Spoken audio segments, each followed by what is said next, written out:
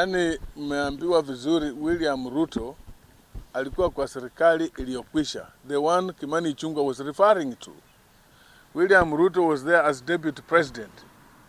Na kama iko watu walikuwa abducted na kuwawa akiwa naibu wa rais, yeye pamoja na rais wakati huo ndio wangejibu.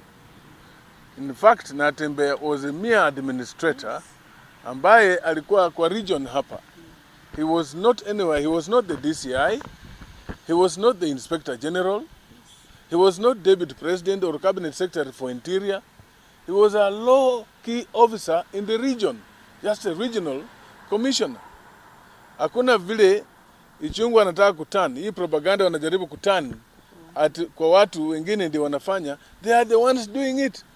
Ni Ichung'wah na hiyo group ya William Ruto ndio wana abduct watu wakiua. Na wajue hii mambo itakuja kukwisha. Lazima Wakenya waamuke tumalize haya mambo ya abduction. William Ruto himself admitted, na vile Natembeya alimwambia, alisema atakomesha abductions.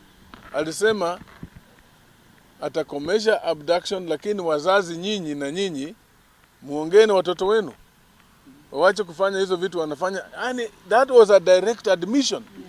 That he's aware of his officers abducting people, the youth. Na ataisimamisha, lakini na nyinyi wazazi muongee na watoto wenu. That is what he essentially said. Sijui kama mko na swali kabla pengine mwenzetu mmoja. And we applaud our deputy party leader, second deputy party leader, Mheshimiwa Governor Natembeya, for the boldness, for demonstrating very strongly that as a party we stand for the people, we stand for Kenyans, and those that have been abducted, we stand with the missing families of the missing people, missing persons in Kenya. And we want to encourage Governor Natembeya that as a party, and I'm sure many Kenyans that have gone through this are with him. He should not despair or do anything that would appear that he has been intimidated, as he should liwe na mtu hata kidogo. If you talk about the man who, tried to lecture our governor, huyu Kimani Ichung'wah, we know Kimani Ichung'wah very well, and you also know that he cannot address a rally even in his own Kikuyu constituency. Yes. You are also aware that his house was burned when he voted yes for the Finance Bill 2023 and the one of 2024. Yes. You are aware that he is only found in Nairobi in State House or anywhere outside Nairobi with the president, but he cannot move alone. Yes. Even to Mount Kenya region. He cannot move to Kiambu and address a rally. Alafu anakuja hapa Bungoma kutusi watu viongozi wa hapa Western. We cannot allow that. And we are warning him. Tulifanya heshima, tungemngojea, ilikuwa matanga ya mama yetu, mama ya speaker. Yes. We are warning huyu Kimani Ichung'wah asijaribu kuleta hiyo ujinga hako nayo hapa Western region. Yes. Kama viongozi, we are not going to sit back and watch mtu atoke nje kufanya matusi kwa Governor Natembeya. Yes. Na tutaendelea kusimama na yeye. We are going to issue another statement in Nairobi with our partners, coalition partners. Mnajua we are at the moment working towards a coalition, and we'll be coming up with a comprehensive statement from coalition partners and ourselves. Finally, Kimani Ichung'wah is the leader of minority. Leader of majority. Sorry. Kimani Ichung'wah is leader. In fact, he should be minority. Because they stole the majority. Okay, he is the leader of majority, a leader in parliament. What is his mandate? Does his mandate include kutembea Kenya mzima akitusi watu? Or he's supposed to be concentrating on leading government business in parliament and transacting legislation in parliament for the government. Instead of doing that, which is part of his mandate, anatembea kila mahali Kenya akitusi watu. Anatembea kila mahali Kenya, mmeona akiwa yeye ndio mdomo ya kutusi watu katika Kenya. So mimi nataka kumuonya on behalf of my colleagues wenzetu hapa, Kimani Ichung'wah, fanya kazi yako. Yes. Wachana na watu wengine. Matusi hiyo umekuwa ukifanya hii muda yote, lazima itafika kikomo. Yes. Na hivi nujue Kenya kwanza inaenda kukwisha. Yes. Kenya kwanza ikikwisha, you will answer these things you have been talking about, all the things you have been doing, lazima utajibu. Kwa mzee Atwoli tunaweza kumsamehe. Amekuwa mzee. Committed by abducting protesting youths. For Kimani Ichung'wah, who was the chairman of the budget committee in parliament, at the height of economic marginalization of the Western region, should not think we have forgotten his role in even denying Western Kenya equitable share of CDF by pushing through an amendment that made sharing of CDF equal instead of equitable, resulting in impoverishing Western Kenya by denying Western Kenya a total of 14 billion shillings during his ignominious reign as chairman of the budget committee for 5 years. His childish and uncouth attack on Natembeya reflects his low opinion of leaders from Western Kenya, and the Speaker of the National Assembly should tread carefully with friends like Ichung'wah, who will happily lead him to a terrible and ignominious exit. To imply that Natembeya abducted and murdered people is a legally actionable offense on the integrity of George Natembeya, and we dare Ichung'wah to go to Mount Kenya region and say that in a public gathering. Yes, we are economically marginalized as a community, and any attempt to shut us down by branding us tribalists will not work, because it is tribalism practiced by the likes of Ichung'wah that has terribly marginalized us and hurt Western Kenya, but hopefully not permanently. We call on His Excellency Governor George Natembeya not to despair, but to up his defense of the community by fighting for our rights and indeed all Kenyans. There was a coded message passed by the Honorable Speaker of the National Assembly, Honorable Moses Maskewe Tangula, at the funeral of his mother. In Bukusu, he said Natembeya ararongas. That's a coded message. We heard that coded message in 2013 in Bumula against Wakoli Bifoli. We heard that message in 2022 in Tongaren against me. We heard that message in Kandui against Wamunyinyi. That Hurongazi, we heard that message spoken against Wangamati. That is a coded message by Moses Maskewe Tangula, meaning he'll rig the election. We dare him to rig again as he did last time, for he has a record, and it's even in the judicial archives, of his role in that Hurongasi coded message of his. What Natembeya said was nothing new. Raila Amolo Odinga said it in Homa Bay, in front of the same Ichung'wah and the President William Ruto. They did not react like that. Why are they reacting like that to George Natembeya? The failed 13th Parliament, under the leadership of Ichung'wah as the majority leader, and the Honorable Moses Maskewe Tangula as the Speaker, will go down in history as the worst parliament ever since independence.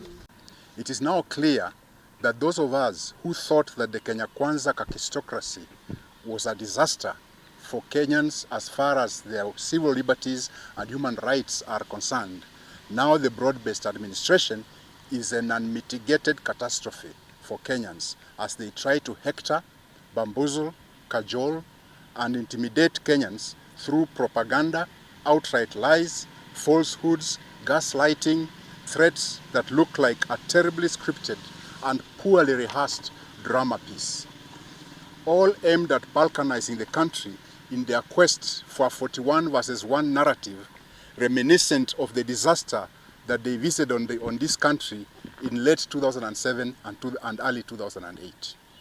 Public demonstrations from time immemorial have always been accompanied by burning of effigies of leaders, and indeed sometimes making of coffins where the leaders' effigies is placed and then burned or buried. All this was happening during the analog phase of the people's development. But now with the advent of the digital age, these protests have moved to the internet, where through AI, the same effigies are now created, placed in a coffin, and burnt, and that is nothing new. That's how demonstrations have always been. It's just that now they have moved on the internet. Any leader who has a thin skin and can't withstand this is invited to step down from leadership. Those enforced disappearances, abductions, and other extrajudicial activities by the authorities that were happening under the Jubilee administration indeed angered Kenyans, such that they welcomed Kenya Kwanza promise to end these atrocities and elected them to office. However, Kenya Kwanza has failed, or they are unable or unwilling to end these atrocities. But some things that are notable are: A, the Jubilee administration is no longer in office. So they are not the perpetrators of these nefarious atrocities. They left office. Uhuru Kenyatta left office. The then IG left office. The then Director of Criminal Investigation left office. The then NIS bosses left office. Yet these atrocities continue. Who was in that administration of Jubilee and is in the current administration and was in a vantage position to continue these atrocities from Jubilee to Kenya Kwanza, and now broad-based kakistocracies? Kenyans should look no further for the perpetrators of these atrocities. Remember the Mambo ni Matatu statement that was followed soon after by the abduction of a famous Kenyan industrialist who also happens to be the biggest investor in Western Kenya, Jaswant Singh Rai. And Kenyans kept quiet. That is how the rain started beating us. When Mheshimiwa Natembeya, governor, said about poverty in Western, actually when Kenya Kwanza came to the administration, they promised they will bring a new factory in Nzoia. Nzoia ikaanguka, imeanguka, vijana wamekuwa wako na employment. Mumias imeanguka, vijana wamekuwa wako na employment. Kitinda hapa wametupromise ati itaamuka, sijui itaamuka when. Because those are the factories that could have improved the economy of our region. So he's very right, actually. On that he's very right. When it comes to abduction, every day these leaders, including our party leader, hata jana, ameongelea about abduction. Everywhere that is going, msimamo wa party ni kwamba abduction isimamishwe. Na serikali inajua. So we are saying whatever Natembeya raised is nothing new. Hiyo ndio msimamo wa chama, na sisi ndio chama kinaongelea wanyonge. Tafadhali serikali iongeze security, serikali itupatie ile yenye iliahidi Western region. Otherwise we stand by that statement as a party, na wafuasi wetu wote lazima wajue ya kwamba as a party we will stand together and we shall stand with a common person. Tunasikia huzuni sana mtu kama Waluke anapoongea ati watoto wetu wanakuwa adopted wenyewe. Sasa tunalia watoto wanauawa. Wengine wamama hatujui wako wapi, tunafunga mkanda usiku na mchana. Alafu anarudi kusema watoto wanakuwa adopted wenyewe. Tunaona hawakuwa na heshima na hiyo matanga ya huyo mama. Hiyo matanga haikuwa na heshima, ilikuwa ya siasa, haikuwa matanga. Kwa sababu hata Moses Wetangula mwenyewe kwa matanga ya mama yake hakupatia heshima mama yake, matanga heshima. Hiyo matanga ilikuwa ya kutukana watu, na kudharau kila mtu na kufanya vituko vyenye havina maana hata kidogo. Hiyo haikuwa mazishi. Hiyo ndio ninaweza ongea. Niambie Governor Natembeya kongole sana kwa kuonyesha ukakamavu na ujasiri ambao alionyesha jana kule kwa matanga. Sasa hivi kama inji pale tumefika, tunahitaji viongozi ambao wanasimama kuzungumza kwa niaba ya Wakenya milioni 50. Natembeya ni kiongozi mmoja wapo ambaye amejitokeza na anaonyesha kwamba ako tayari kutetea wananchi wa Kenya. Na sisi kama vijana tutazidi kumpea support ambayo anahitaji, tutazidi kusimama nyuma yake. Na kwa vijana wa Kenya, mimi nataka kuambia hivi. Hii serikali imeamua kwamba imalize vijana. Na sisi kama vijana tusiogope, lazima tuzidi kuambia serikali yale maovu ambayo wanafanya. Katika streets walituua, lakini katika mtandaoni hawatatuweza. Tuendelee kuzungumza bila uoga ili tutetee vizazi ambavyo vinakuja mbele.